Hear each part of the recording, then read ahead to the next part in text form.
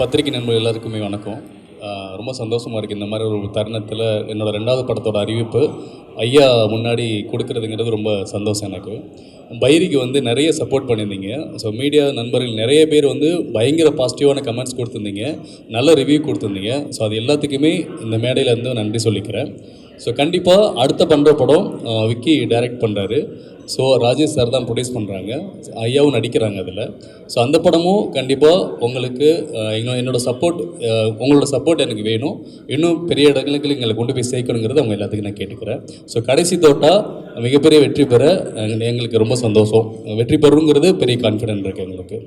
அதான் ராட்சசன் படத்துலேருந்து கண்டினியூஸாக நிறைய படங்கள் கொஞ்சம் நெகட்டிவ் ரோலாக பண்ணிகிட்டு இருந்தேன். இங்கே மிகைப்படுத்தி சொல்லலை. நான் யாக்கைன்னு ஒரு படம் பண்ணேன். கழுகு கிருஷ்ணா சார் தான் ஹீரோ. ஸோ அதில் ராதாரவி சாருக்கு வில்லனுக்கு சின்ன வயசு கேரக்டர் பண்ணேன். அப்போ நடிக்கும் போது தெரியல. ஸோ படம் முடிஞ்சு டப்பிங் அப்போ சார் பார்த்துட்டு இந்த பையனுக்கு ஏதோ ஒரு பவர் இருக்குது, இவன் நெகட்டிவாக கலக்குவான்னாரு. சத்தியவா சார், அது இன்றைக்கி எனக்கு நிறைய படங்கள் என்னை கூப்பிட்டு நான் அதை எனக்கு எப்படி சொல்கிறது, மீச தாடி இருந்தால் தான் அந்த அளவு நெகட்டிவாக இருக்கும்னு நிறைய பேர் சொல்லுவாங்க. பட் எனக்கு எதுவுமே இல்லை, சின்ன பையன் மாதிரி இருக்கேன். இது இந்த கேரக்டர் நெகட்டிவாக பண்ணி ரீச் ஆகுமான்னு பார்க்கும்போது ஸோ அவங்க சொன்ன வார்த்தைகள் தான், அதுதான் இந்த அளவுக்கு நிறைய பேருக்கு நிறைய நெகட்டிவ் கேரக்டர் பண்ணி நல்லா ரீச் ஆச்சு. ஸோ சின்ன பசங்கள்லாம் பார்த்து பயப்படுவாங்க உங்கள் கேரக்டரை பார்த்தா அப்படி சொல்லும்போது. ஸோ இதுதான் நம்ம உண்மையாக ஹார்ட் ஒர்க் பண்ணியிருக்கோம் அப்படின்னு. ஸோ இதுலேயே அதே தான் ராஜேஷ் சார் கூப்பிட்டு இந்த கதை சொன்னாங்க. இது ரொம்ப நல்லா இருந்துச்சு. ஸோ எனக்கு என்னென்னா ராதாரவி சார் கூட பண்ணுறது ஸோ எனக்கு இன்னும் ரொம்ப பிடிச்சிருந்துச்சி. ஸோ அவர் கூட பண்ணதுனால படமும் நல்லா வந்திருக்கு. நவீன் அவங்க தான் டைரக்டரு. ஸோ நல்ல படம், கண்டிப்பாக இது நல்லா பேசப்படும் கண்டிப்பாக. தேங்க்யூ. இந்த படம் வந்து கடைசி தோட்டம் வந்து பிரம்மாண்டமான படம், அந்த படம் இந்த படம்லாம் அப்படின்லாம் சொல்ல முடியாது. கதைக்கு தேவையானதை எடுத்திருக்காரு. ஆனால் எடுத்தது பூரா கொடைக்கானல், பாண்டிச்சேரி, இப்படி தான். எந்த பிளேஸுமே it is not a very cheap place. அது ரொம்ப அற்புதமான விஷயம் என்னென்னா, அதில் எல்லோரும் வாடகைக்கு ரெசார்ட்டுக்கு வந்து தங்குவாங்க. அதில் தான் கதை. அந்த ரெசார்ட்டில் தங்குறதுக்கு ஒவ்வொரு பேராக வரணும்ல. இப்போ சங்கர் கணேசனை பையன் எல்லாருமே வரணும். அதை திடீர்னு ஒரு மர்டர் ஒன்று நடந்துடும். மர்டர் நடந்ததுனால இன்வெஸ்டிகேஷன் போகும்போது தான் வனிதா வந்துடும். Vanitha is done excellent role. இதில் ரொம்ப பிரமாதமான ரோல் வந்து வனிதா செஞ்சுருக்கும். And she is also one of the pillars of the subject. நல்லா பண்ணியிருக்காங்க. என்ன ஒன்றுன்னா, நான் எல்லாரையுமே வந்து நீங்கள் என்ன போடுறதுக்கு ஏதாவது விஷயம் வேணுமேன்றதுக்காக சொல்கிறேன். ப்ரொமோஷனுக்கெல்லாம் வரணும் இவங்கெல்லாம். ப்ரெஸ்ஸில் இருக்கிறவங்க வந்து சீப்பு கிடையாது. ப்ரெஸ்ஸில் நம்ம போய் பேசுகிறதுனால நமக்கு என்ன வரப்போகுதுன்னா, எதிர்காலத்தில் நம்ம வாழணும்னா இந்த காலத்தில் ப்ரெஸ்ஸை மீட் பண்ணித்தான் ஆகணும். ப்ரெஸ்ஸுக்கு மரியாதை இல்லைன்னா அப்புறம் என்ன இருக்குது? அவர் வாண்டடாக சொல்கிறாரு, sir press meet, sir press meet மாதிரி வச்சுருக்கோம் சார், வந்துடுங்க சார்னா. எனக்கு வந்து இது 50th இயர் இல்லையா, எனக்கு உடம்பு சார், சும்மா ஏரியா, நீ வெளியே வேலைக்கு போகிறேன்னா இவர் என்ன செய்ய முடியும்? But my look out is I must come.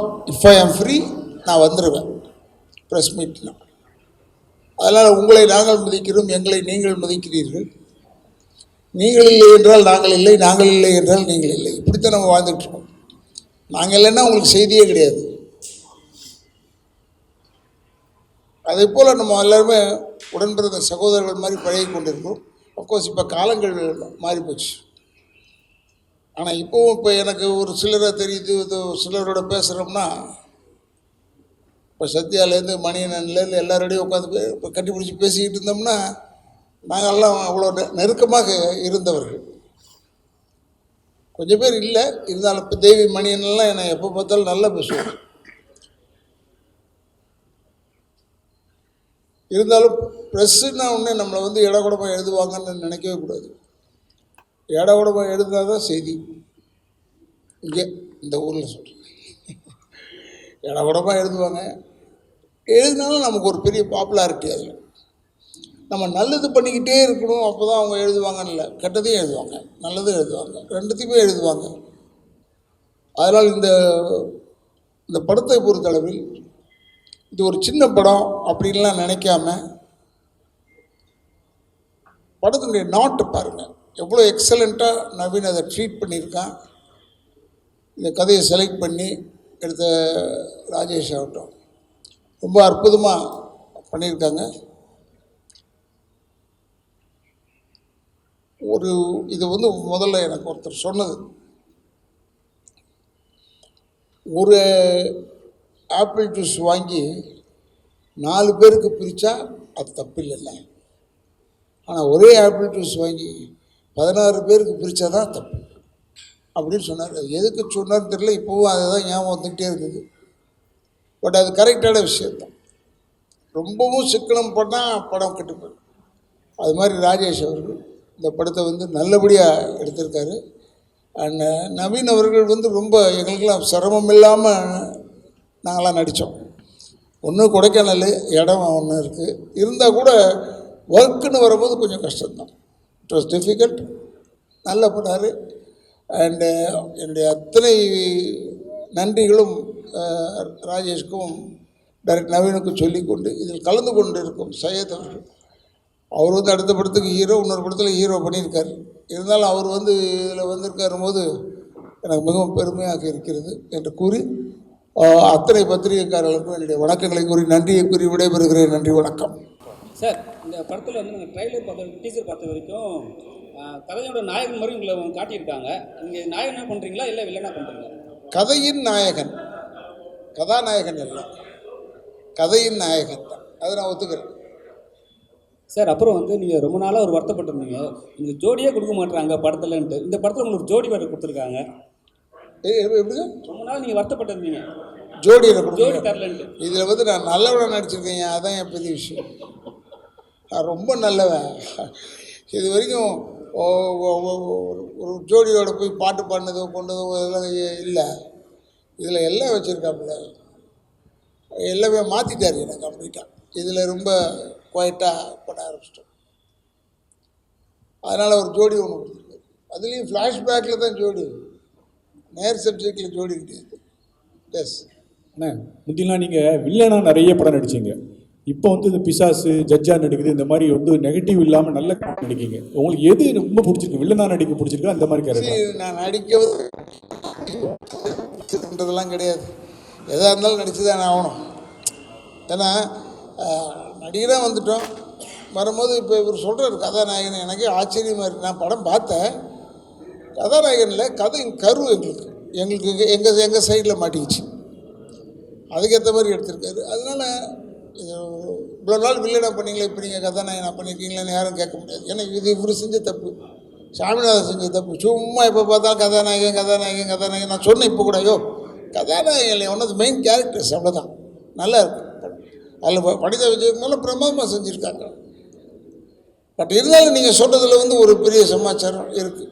எப்படின்னா, எனக்கு பொம்பளைங்களை கொடுத்துட்டாங்கன்னா இதுதான் செய்வாங்க, ரேப் பண்ணுறோம். நல்ல கண்ணிலே பார்க்க முடியாது. நான் கெட்ட கண்ணில் தான் எவ்வளோ நாள் பார்த்துட்டு இருந்தோம், இப்போ கொஞ்சம் நல்ல கண்ணில் பார்க்க ஆரம்பிச்சிட்டோம். உங்களுடைய 50வது இயர், இந்த படத்துக்கு பேர் கடைசி தோட்டம், அதாவது முடிய போகுது அப்படின்ற அர்த்தம். இதை எப்படி நீங்கள் பார்க்குறீங்க? அதெல்லாம் நான் பார்க்குறதே இல்லை, நான் பார்க்குறதே இல்லை. இப்போ நீங்கள் சொல்கிறதுனால நான் யோசிப்பேன், கடைசி தோட்டம் அப்படிலாம் ஒன்றும் கிடையாது. சினிமாக்காரனுக்கு சாவே கிடையாதுங்க. செத்த கூட நீங்கள் படமாக எடுத்து காசாக்குறவன் தான் சினிமாக்காரன். இப்போ புரட்சித் தலைவருடைய மரண ஊர்வலத்தை எவ்வளோ பேர் போட்டிருக்கோம் இல்லையா? பேரறிஞர் அண்ணாவை போட்டதை விட புரட்சித் தலைவர் அதிகமாக போட்டிருக்கோம், புரட்சித் தலைவர் அம்மாவை அதிகமாக போட்டிருக்கோம். என்னென்னா சினிமாக்காரன் கொஞ்சம் ஆடட் அட்ராக்ஷன் அதில். அதனால் நமக்கு சாவலையும் வாழ்வு உண்டு. அதனால் இது கடைசி தோட்டாடுன்னு இப்போ நீங்கள் சொன்னோன்னு தான் எனக்கு ஸ்ட்ரைக் ஆகுது. 50வது படம், அதனால கடைசி தோட்டாடு. 51 நடித்தா ஒத்துக்க மாட்டீங்களா? ஒத்துக்குவீங்கள? அப்புறம் சார், ஆக்சுவலாக இப்போ நீங்கள் சொன்னீங்க இந்த சின்ன படங்களுக்கு எவ்வளோ தான் சொன்னாலும் நடிகர் இவங்களாம் வரமாட்டுறாங்கன்னு. இவ்வளோ நடிகர் சங்கம், இயக்குனர் சங்கம்லாம் சரியாக செயல்படாமல் இருக்குதுன்னு நினைக்கிறீங்களா? அது ஏன்டா நீ அமைதியாக இருக்க, தொலையில் மாட்டிக்கன்றத மனசு சொல்கிறீங்க? அதுக்கு இல்லை, அது பர்சனலாக ஒவ்வொருடைய இன்ட்ரெஸ்ட். அது இன்ட்ரெஸ்ட் இல்லைன்னா தென் பிக்சர்ஸ் ஓடுறதெல்லாம் கஷ்டம். நம்ம நடிச்சிட்ட போது ஓடிடும்லாம் நினைக்கவே கூடாது. They must come for the promotion. At least வீட்லேயாவது அவங்க உட்காந்துக்கிட்டு அங்கேருந்து இங்கே வரத்துக்கு இப்படிலாம் வைக்கப்பட்டாங்கன்னா வீட்டில் உட்காந்து பேசலாம். Promotion must be there for a film. அது இருக்கிறதுல தப்பே கிடையாது, அது வரணும். அண்ணா, 50 வருஷம் சினிமாவில் கற்றது என்ன பெற்றது என்ன, 40 ஆண்டுகள் அரசியலில் கற்றது என்ன பெற்றது என்ன? 40 ஆண்டு கால அரசியலில் கற்றது நல்ல பொது அறிவு, பெற்றது கெட்ட பேர். இது 50 ஆண்டு கால சினிமா உலகத்தில் பெற்றதும் கற்றதும் எல்லாமே அதே தான். பெற்றது, நான் வந்து 1000 ரூபாயில் ஆரம்பித்தேன். 1974 கன்னட படம் நடித்தேன். அப்போ வந்து எனக்கு 1000 ரூபா சம்பளம். 1000 ரூபாயிலேருந்து இப்போ எவ்வளோ தூரம் வளர்ந்துருக்கேன்றதை நானே பார்த்து ஆச்சரியப்படுறேன், பிரமிக்கிறேன். இது ஒரு இவ்வளோ நாள் இருந்திருப்போமான்றது நீங்கள் சொன்ன மாதிரி அது டவுட்டு. பட் இருந்தாலும் இப்போ வந்து எனக்கு இதுதான் லைஃப் ஆகிடுச்சு. கற்றது வந்து இங்கேயும் பின்னாடி குத்துறது இருக்குது. சினிமாவில் நிறைய இருக்குது. அதெல்லாம் மீறி தாண்டி வரணும். இல்லாதது அப்படி பொல்லாததை சொல்கிறது அதெல்லாம் வந்து சினிமாவில் உண்டு. கொஞ்சம் அதெல்லாம் கற்றுக்கணும். கற்றுக்கிட்டா then we will be quite. நான் கொஞ்சம் பிக் மவுத். நான் எப்போ பெருசாக பட்டுன்னு அடிச்சிடுவேன். அது எனக்கு வியாதி இருக்கக்கூடாதுன்றதுக்காக அப்படி சொல்கிறது, பேசுகிறது. அதே பழகிடுச்சு. இப்போ எதையும் பிடிச்சி வச்சு பேச தெரியாது. இப்போ நான் வந்து வீட்டுக்கு போகிறேன்னு சொன்னால், இவருக்கு ஒரு வேலை இல்லைடா போல இருக்குது, வீட்டுக்கு போகிறாருன்னு சொல்லுவாங்க. நாங்கள் என்ன செய்வோம், ஸ்டுடியோக்கு போகிறோங்க அப்படின்னா, ஏதோ ஷூட்டிங் இருக்குது போல இருக்குன்னு நினைப்பாங்க. ஷூட்டிங்கே இருக்காது. அதனால் இதெல்லாம் கட்டுறது. ஏன்னா cinema is a good world, very good world. யாரு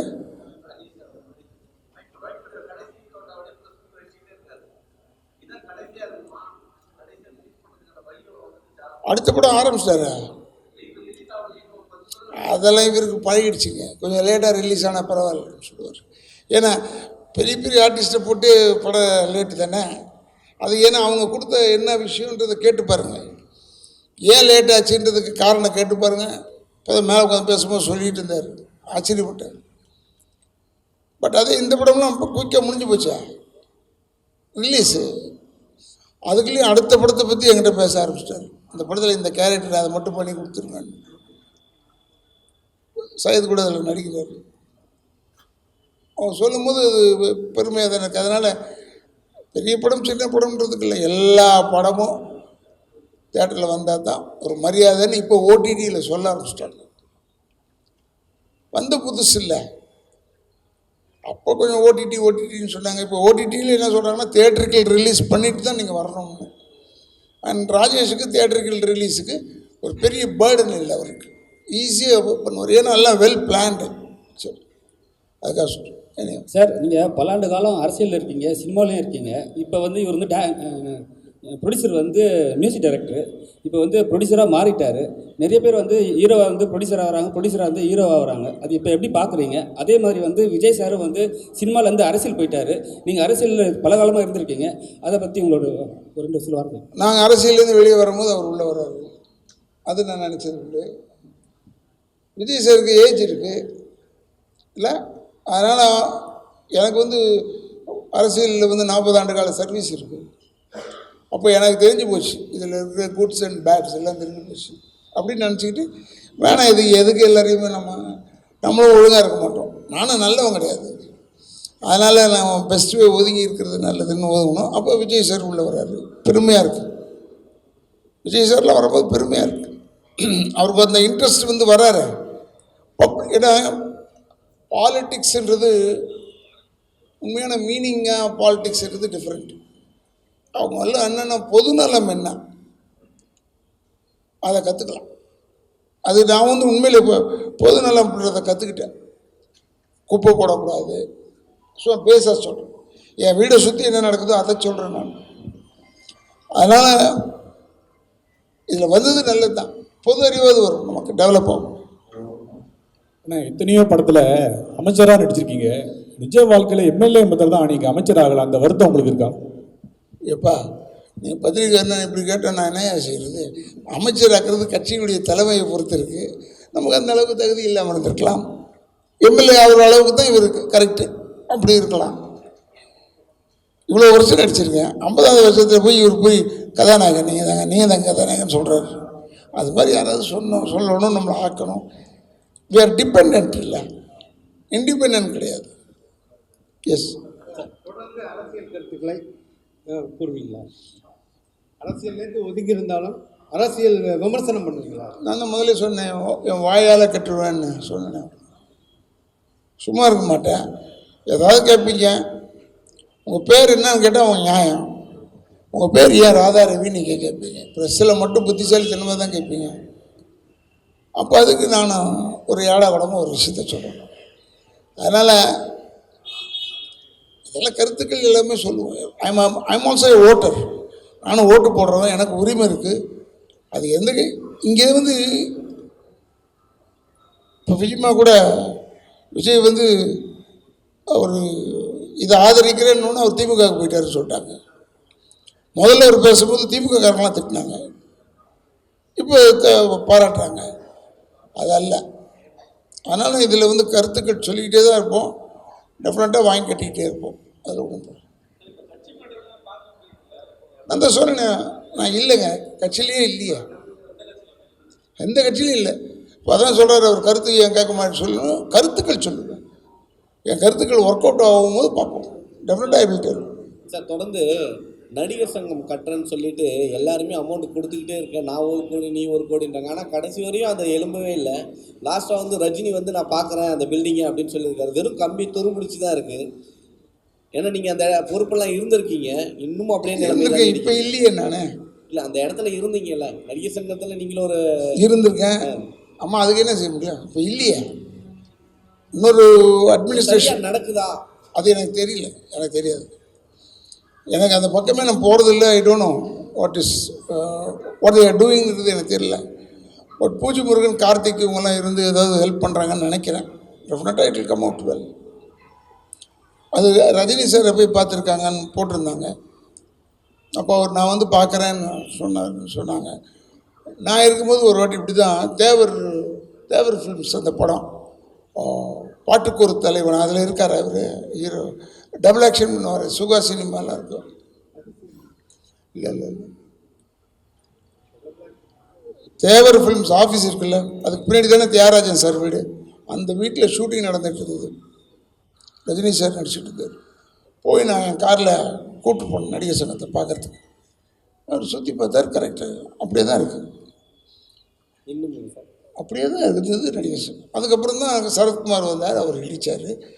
நாங்கள்லாம் இடித்து பிளான் பண்ணி பெருசாக கட்டலான் போது இந்த பத்திரத்தை அடகு வச்சுட்டாங்கன்னு இவங்க சொன்னாங்க. எதையோ ஒன்று சொல்லி தானே ஜெயிக்கணும். இப்போ திமுக ஜெயிச்சதுக்கு எல்லோரும் சொல்கிறாங்க, நிறைய அவங்க சொன்னதெல்லாம் நடத்தவே இல்லை சார், ஆனால் ஜெயிச்சிட்டாங்க. அது ஜெயிக்கிறது தானே சொல்கிறது. நம்புறது நம்பாது நம்ம கையில் இருக்குது. இதைத்தான் அங்கே செஞ்சோம்.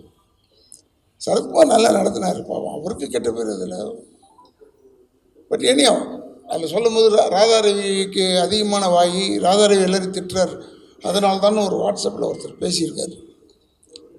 அதை பற்றி கவலையே பண்ணுவேன். அவங்களுக்கு என்ன செய்தி போகணுமே.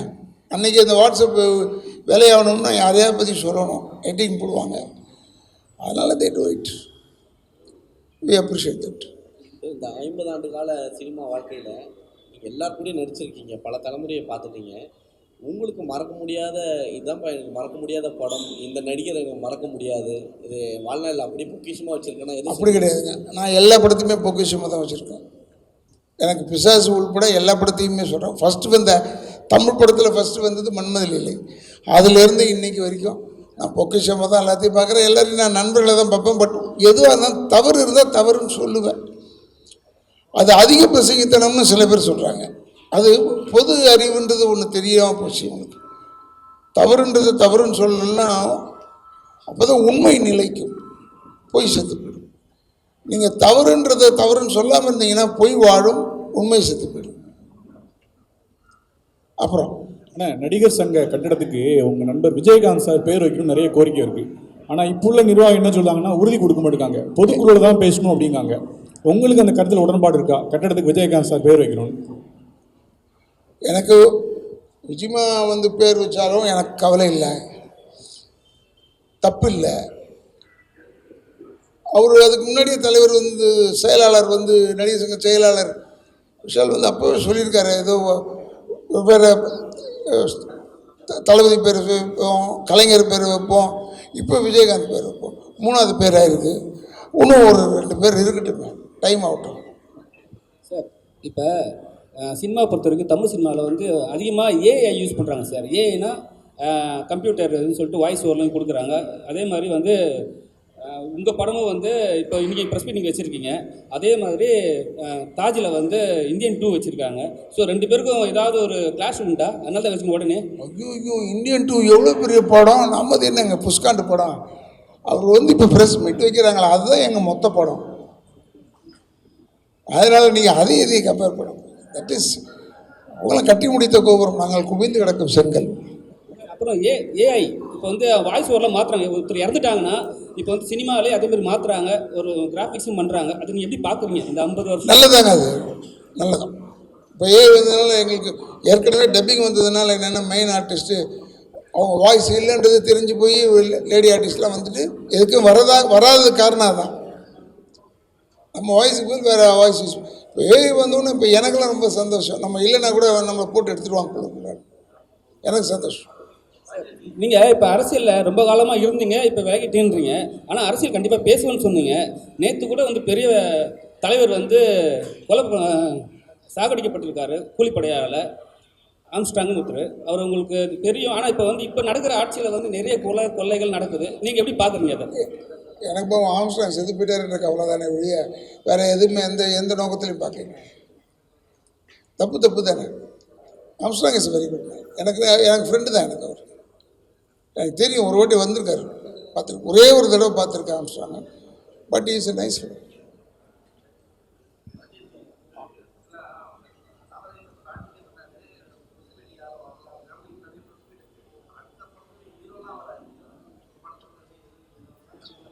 இல்லை, நான் அதை பற்றி கவலைப்படுறதில்லை. லாஸ் எனக்கு இல்லை. ஏன்னா நான் படம் எப்படி எடுக்கிறேன்னா அந்த படத்தோட கதையை நம்பி தான் படம் எடுத்துகிட்ருக்கேன். ஆனால் இன்னி வரைக்கும் அப்பா வந்து நான் ராதாரவி சார் அப்பா தான் கூடுவேன். இன்னி வரைக்கும் இந்த படம் எடுத்ததுலேருந்து ஃபஸ்ட் காப்பி வந்து பார்க்கும்போது வரைக்கும் படம் என்ன லெவலில் வந்திருக்கு, ஏது வந்து அந்த ரிசல்ட்டில் வந்து போஸ்டர்லேருந்து எல்லாமே ஃபோன் பண்ணி கேட்பார், நல்லா வந்திருக்குன்னு சொல்லி அப்ரிஷியேட் பண்ணுவார். அதனால் இவ்வளோ பெரிய ஒரு லெஜண்ட் வந்து ஒரு என்ன சொல்கிறது, எந்த ஒரு பந்தா இல்லாமல் ப்ரொடியூசர்ஸ் கிட்ட கேட்டு படம் எப்படி வந்திருக்கு கேட்டு இன்றைக்கி வரைக்கும் ப்ரெஸ் மீட்டுக்கு வரைக்கும் உட்காந்துருக்காங்கன்னா அவங்கள பார்த்து வராத நடிகர்கள் வந்து கற்றுக்கணும்னு ஆசைப்பட்றேன். வேறு ஒன்றில் எவ்வளோ பிஸியாக இருந்தாலும் சரி, படம் ஒத்துக்கும் போது எல்லாமே மண்டையாடிடுறாங்க. பட்டு ப்ரெஸ் மீட்டுன்னு அப்படின்னும் போது எப்படி ப்ரெஸ் மீட் ஒரு வாரம் முன்னாடி சொல்லிடுவோம் நம்ம. பட் ஒரு 10 நிமிஷம் கலந்துட்டாங்கன்னா சந்தோஷமாக இருக்கும். பட் இப்போ நான் அந்த கவலைப்படுறதே விட்டுட்டேன். என்னோடய முதல் படத்துலேருந்து அந்த கவலைகள் நிறையா இருந்தது. இப்போ அதை பற்றி கவலைப்படுறதில்லை. அதனால் என்னை பொறுத்த வரைக்கும் படத்தை கண்டென்ட், மேக்கிங், ஸ்டோரி அதை நம்பி தான் நான் படம் எடுத்துட்டுருக்கேன். கடைசி தோட்டா நாங்கள் படம் வந்து ஒரு 7 ப்ரெஸ் மீட் அட்டன் பண்ணியிருக்கோம். உங்கள் சத்யா பேரை வச்சு நீங்கள் ஒரு 100 ப்ரெஸ் ரிலீஸ் அனுப்பிச்சிருப்பீங்க. படம் எப்போ தான் ரிலீஸ் ஆகும்? August last. அது இப்படிக்கு இப்போ சொன்னீங்களே நான் 100 வைக்கிறேன்றீங்கல்ல, நான் அந்த 100 வைக்கிறதுல கரெக்டான ஆர்டிஸ்ட் நடித்தவங்க எல்லாரும் வந்திருந்தாங்கன்னா 2 முடிச்சிருப்பேன். நானும் ப்ரமோஷன் பண்ணிக்கிட்டே தான் இருக்கேன். முதல் படத்துலேயே எனக்கு பார்க்குறீங்க, லோக்கல் சர்க்கிள்லேருந்து பார்க்குறீங்க. எனக்கு நடித்தவங்களே வராததுனால என்னால் அந்த படத்தை வந்து மக்கள்கிட்ட போய் ரீச் பண்ண முடியல. இப்போ மீடியா நீங்கள் என்ன பண்ணுறீங்கன்னா ரொம்ப பெரிய செலிப்ரிட்டிஸ் வரும்போது தான் கேமரா ஃபோக்கஸ் பண்ணி, ஏன்னா அது உங்களுக்கு தப்பு சொல்ல முடியாது, அது தேவைப்படுறது. அப்போ அவங்களாம் வராத போது என்ன ஆகுதுன்னா அந்த ஃபுட்டேஜ் ஓர வைக்கப்படுது. இதெல்லாம் நான் பார்த்துக்கும் போது எப்போ தான் வருவாங்க அந்த பீக் ஆர்டிஸ்ட்னால் வரதே கிடையாது. அப்போது நான் இவ்வளோ பப்ளிசிட்டி பண்ண வேண்டியதாக இருக்குது. பப்ளிசிட்டி பண்ணியும் இப்போ நான் கற்றுக்கிட்டது என்னென்னா படத்தோட கதையும் படத்தோட மேக்கிங் நம்புகிறேன். ஆனால் அதுதான் ஆடியன்ஸ் கிட்ட போய் கொண்டு சேருதுனால இது கடைசி ப்ரெஸ் மீட்டாக இருக்கும் இந்த படத்தோட சார்பாக. அடுத்த படத்தோட ஹீரோவை எடுத்துன்னு வந்து இந்த நான் அப்படியே சொல்லிடுறேன். அடுத்த படம் ஸ்டார்ட் பண்ணுறோம். செப்டம்பர்லேருந்து ஷூட்டிங் ஸ்டார்ட். 12th சயீத் தான் ஹீரோ. பார்த்துருப்பீங்க பைரி படத்தோட ஹீரோ கதாநாயகன் தான் இவர். டைரக்டர் விக்கின்னு சொல்லி ஒரு புது இயக்குனரை எங்கள் பேனர் மூலியமாக அறிமுகப்படுத்துகிறோம். அவர் பேர் விக்கி, டைரக்டர். சயீத் தெரியும் உங்களுக்கு, பைரி படத்தில் நல்லா ஃபேமஸாக இருப்பார். அவரை வச்சு ஒரு ப்ளே பண்ணுறோம். September 12th start. சம்பள பிரச்சனைனா சம்பள பிரச்சனை இருந்தாலாவது பரவாயில்லையே. இங்கே என்னென்னா டப்பிங் வர்றதுக்கு முன்னாடி எல்லாரும் வாங்கிடுறாங்க. வாங்கிட்டு ப்ரெஸ் மீட்டுன்னு வரும்போது அதுக்கு தனியாக காசு கேட்குறதா சில காதுகளில் வருது. பட் அது உண்மையாக பொய்யான்னு எனக்கு தெரியாது. ஆனால் நடித்த படத்துக்கே வர மாட்டேன்றாங்களே. இல்லை அவங்க வந்து நிறைய ப்ரெஸ் மீட்லையும் சொல்லியிருக்காங்க, இப்போ எல்லாத்துலையும் சொல்லியிருக்காங்க. என்னை வந்து ப்ரமோஷன் கூப்பிட்டா நான் வருவேன் கண்டிப்பாக, எனக்கு டைம் வந்தால் சொல்லியிருக்காங்க. ஆனால் நீங்கள் வந்து தப்பாக ப்ரோட்டேட் பண்ணுற மாதிரி இருக்கு. பரவாயில்ல சார், நான் வந்து கிட்டத்தட்ட ஃபோன் காலில் காட்டுறேன். கிட்ட ஒரு 10-15 தடவை இந்த ஒரு வாரத்தில் பண்ணியிருக்கேன் சார். ஃபோன் எடுக்கிறதே இல்லை. என்னை சார்ந்த டேரக்டரும் ஃபோன் பண்ணியிருக்காரு, ஃபோனுக்கு ரெஸ்பான்சிபிலிட்டி இல்லை. நாங்கள் என்ன பண்ண சொல்கிறீங்க? இப்போ அவங்க வந்தால் தான் அப்படின்னும் போது எங்களுக்கு ஒன்றும் கிடையாது. அதான் சொன்னேன், நான் அந்த மென்டாலிட்டியை மாற்றிக்கிட்டேன். என்னோட படம் நல்ல படமாக எடுக்க வேண்டிய பொறுப்பு. அப்போ அப்பா சொன்னார்ல, மேடம் வந்திருந்தாங்கன்னா எங்களுக்கு மைலேஜ், அந்த மைலேஜ் அவங்க கொடுத்துருந்தாங்கன்னா சந்தோஷம். ஏன்னா அவங்க இன்னும் படம் பார்க்கல. மேபி பார்த்துருந்தாங்கன்னா கண்டிப்பாக அவங்க வந்து ஒரு தானாகவே முன்னேந்து வருவாங்க. ஏன்னா அவங்க எப்படி எடுத்துட்டு இருக்காங்கன்னு தெரியாது. இப்போ அப்பா சொன்னாலே முக்கியமான ரோல் ப்ளே பண்ணிருக்காங்க வனிதா. இது வரைக்கும் அவங்க ஹிஸ்ட்ரியில் இந்த மாதிரி ஒரு ப்ளே பண்ணுவாங்களா அப்படின்றது ஒரு சேலஞ்சிங்கான விஷயம் தான். பட் கூப்பிட்டோம், ஃபோன் பிக் பண்ணல. ஸோ ஒரு வேளை எந்த பிஸியாக இருக்கலாம், அதை நான் தப்பாக சொல்ல முடியாது. பட் இருந்தாலும் ஒரு மெசேஜாக கேட்டிருந்தாங்கன்னா எனக்கு வந்திருந்தாங்கன்னா எங்களுக்கு ஒரு மைலேஜ் கிடச்சிருக்கும். அப்பா சொன்னாப்புல அந்த மைலேஜ் இல்லாதனால தான் ப்ரெஸ் மீட் ஏறிக்கிட்டு இருக்கு. தெரியுதா உங்களுக்கு? அந்த மைலேஜுக்காக தான் அவங்க காசு கேட்குறாங்கன்னு சொல்கிறீங்களா? நான் அப்படி சொல்லலை. எனக்கு வந்த நியூஸ் அது உண்மையாக போய் இல்லைன்னு சொன்னேன். ஆமாம், அது உண்மையா இல்லையான்றது எனக்கு தெரியல. பட் நான் அப்படி சொல்லலை. காதலை வந்தது அது பொய்யா கூட இருக்கலாம். நான் எப்போதுமே என்கிட்ட வர வரைக்கும் அது உண்மையாக பொய்யான்றது வச்சுருப்பேன். பட் அதனால் அவங்க வரல. சரி, அவங்க வந்திருந்தாங்கன்னா எனக்கு ஒரு மைலேஜ் கிடச்சிருக்கும். நான் பூஸ்ட் பண்ணுறதை கம்மி பண்ணிப்பேன். இப்போ நான் பூஸ்ட் பண்ண வேண்டியதே இருக்கிறது. இப்போ நீங்கள் கேட்டீங்களா 100 வைக்கிறேன்னீங்களே, 100 ஒன்றாக்க முடியும் எல்லாரும் வந்துட்டாங்கன்னா. அது எல்லாரும் ஆக்ட்ரஸும் வந்து ஒத்துழைப்பு கொடுத்தா சந்தோஷமாக இருக்கும்.